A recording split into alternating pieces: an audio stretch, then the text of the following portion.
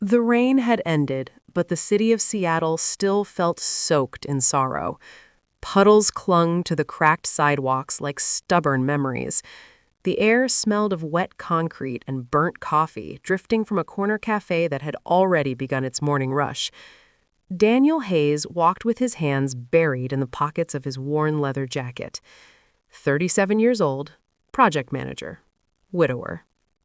3 years ago, cancer took his wife, Lily. 3 years ago, the world stopped making sense. Since then, Daniel had perfected the art of not noticing things. Not noticing laughter in restaurants. Not noticing couples holding hands. Not noticing the quiet loneliness waiting for him every time he unlocked his apartment door. He had trained himself to look down. That morning, he looked up. At first, it was just movement near the park fountain, a woman standing too still, a small child clinging too tightly. Then he heard it. A whisper. Thin. Fragile. "Mom, my tummy hurts." Daniel slowed without meaning to. The little boy couldn't have been older than 4. No shoes, just socks darkened by damp pavement. He held a faded dinosaur toy missing one eye. His cheek rested against his mother's shoulder like he didn't have the strength to hold it up on his own. The woman looked young, maybe late 20s, but exhaustion had carved shadows beneath her eyes. Her coat was too light for the cold. Her lips trembled, though she tried to smile down at her son. "It's okay, Noah. We'll eat soon." Daniel kept walking. He told himself it wasn't his business. He told himself he'd seen worse. He told himself he couldn't save everyone. But then the boy said something that made his chest tighten. "We didn't eat yesterday either." Daniel stopped. He didn't turn immediately. He just stood there, feeling something crack open inside him, something he'd kept sealed shut since Lily's funeral. He remembered sitting beside a hospital bed, listening to machines beep while she whispered she was scared. He remembered promising he'd be strong. He hadn't been strong. He had just been numb.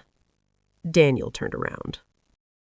The woman noticed him watching and instinctively pulled her son closer. Pride straightened her posture, even though her knees looked ready to give out. He approached carefully, as if nearing a frightened animal. "I don't mean to intrude," he said quietly, "but there's a bakery across the street. I was heading there anyway." It was a lie. "I could buy you breakfast." The woman's jaw tightened. "We're fine." Her voice said otherwise. Daniel nodded once. "Okay." And for a moment, it seemed he might actually walk away. Then the boy's stomach growled loud enough for all 3 of them to hear. The woman closed her eyes briefly, just for a second, but in that second, Daniel saw it. Defeat. He crouched slightly to meet the child's gaze. "Hey, buddy, what's your favorite breakfast?" The boy hesitated, looked at his mother. She swallowed hard and gave the smallest nod. "Pancakes," he whispered. Daniel stood. "Noah and pancakes it is." Inside the bakery, warmth wrapped around them like forgiveness. The woman hovered near the entrance as if she expected someone to tell her she didn't belong there. Daniel ordered without asking for prices. Pancakes, eggs, hot chocolate, fresh bread to take with them.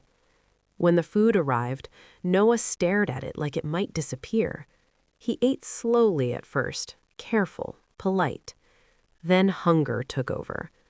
Daniel looked away to give them dignity. After a long silence, the woman spoke. "My name is Elena." Her voice was steadier now. "Thank you." Daniel nodded. "Daniel." She explained in pieces, between pauses. They had come to Seattle after she was promised a live-in housekeeping job. It had sounded legitimate. Contracts, emails, even a video interview. When she arrived, the address didn't exist. Her savings were gone within days. The shelter system was full. She had been sleeping in a bus station, then in the park when security forced them out. Noah's father had died in a warehouse accident 2 years ago. "I just needed one real chance," she said softly. "Just one." Daniel felt something unfamiliar stir inside him. Not pity, recognition. He knew what it was like to lose the future you thought you had. At 3 a.m., Elena broke down. "I don't know how to keep surviving like this." Daniel looked at her, really looked at her. "You're not surviving," he said gently. "You're fighting." She covered her face and cried quietly. For the first time since Lily died, Daniel reached for someone's hand without fear. Noah recovered. Elena secured a steady assistant teaching position at a small learning center. Daniel helped her move into a tiny one-bedroom apartment. The place wasn't much, but it had light, it had warmth, it had possibility. Months later, Daniel stood quietly at the back of a classroom as Elena read to a circle of children. Her voice was confident now, alive. After class, she caught him watching. "You didn't save us," she said softly. He raised an eyebrow. "You reminded me I wasn't invisible." Daniel felt his throat tighten. "You reminded me I wasn't finished," he replied. Spring returned to Seattle. The same park, the same fountain, but everything felt different. Noah chased pigeons, laughing freely. Elena stood beside Daniel, shoulder brushing his. "You almost walked away that day," she said. He nodded. "I did." "What stopped you?" Daniel watched Noah spin in circles, sunlight catching in his hair. "I knew what it felt like," he said slowly, "when no one looks back." Elena slipped her hand into his. It wasn't dramatic, it wasn't rushed. It was quiet, earned. Daniel still missed Lily. Elena still carried grief. But grief no longer defined them. That morning in the rain could have been nothing, just another stranger, just another ignored moment. Instead, it became the day 3 lives shifted direction. Not because of heroism, not because of miracles, but because one man chose not to look down. And sometimes, that's enough.